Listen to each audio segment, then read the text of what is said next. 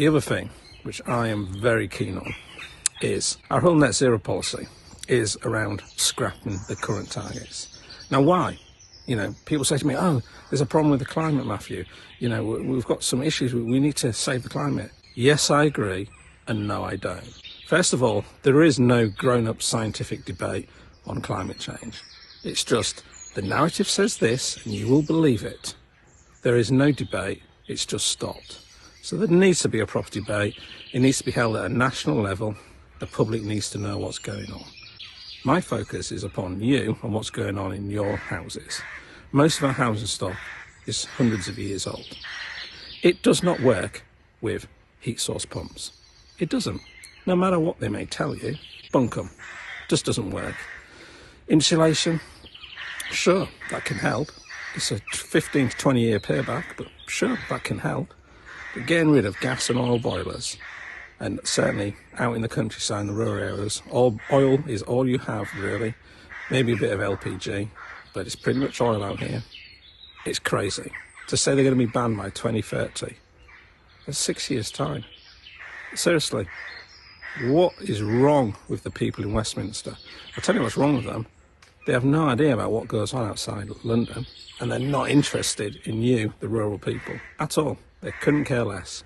So part of my mission as your MP is to stand up for rural communities and push back on the net zero madness and say, look, we understand there's an issue, possibly.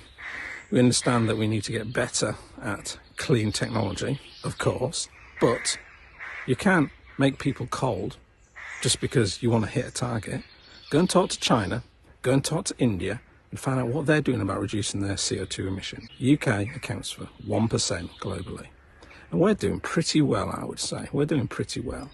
So we've got to get more nuclear, small nuclear reactors. We've got to look at more tech, such as wind, water and solar. But we've also got to be practical about these things. And ripping out oil systems and putting in heat source pumps is not the answer, because they do not work. Plus, what did they not tell you? They cost more. So you can get grants for these things right now. The grants come from the public purse, and they're given to companies to install these things. What they don't tell you is, although you might get a grant, and it may be free, most of it, you'll end up paying more money afterwards for electric that is generated by coal power stations. You literally couldn't make this stuff up. So, as part of my remit, I'm pushing back on this and saying, rural areas, we need options. And the options you provide us with right now are not working. So this is just a flavour of some of the things I'm keen and passionate about, and I hope you share my feelings and thoughts on the subjects, and you'll be wanting to vote for ReformUK in the next election, because we're the only people talking about these issues, we're the only people bringing them up. The other parties are just talking, they're talking shop. It's almost like a game to them. This is not a game. This is people's lives. We need to get serious about it.